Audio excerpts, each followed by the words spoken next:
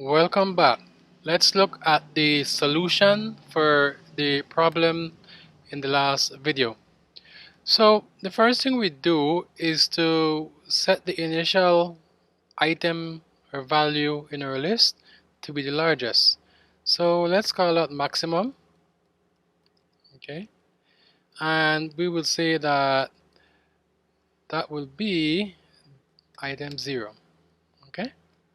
So we are assuming now that of the list we have, the first item is the biggest. Okay. Don't worry about this. It's just telling us that we're not using maximum, but we'll be doing that right now.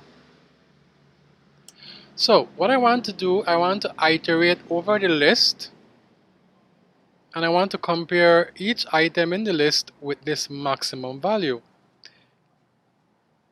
If the item is larger than maximum, then we're going to switch it where that current value becomes the maximum. So a simple for loop would work. So for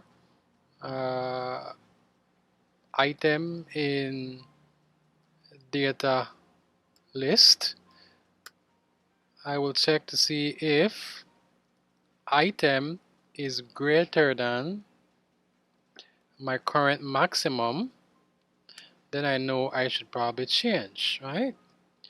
I will say that maximum will now become that current value. Okay, and what will happen, we will end up when we leave this for loop with the largest item being in maximum, and so we can simply return maximum. Okay,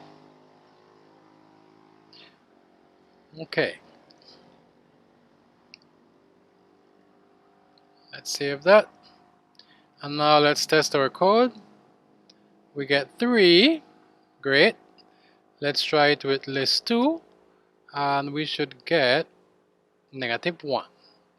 Great, so it works. So once again, whenever we see these types of problems, there is always a pattern. Make the first item be the largest, and then we iterate over that list and compare the items from that list with the one I have considered to be the largest. Alright, great. So that takes care of Test Your Learning 1 solution. I will see you in Test Your Learning 2.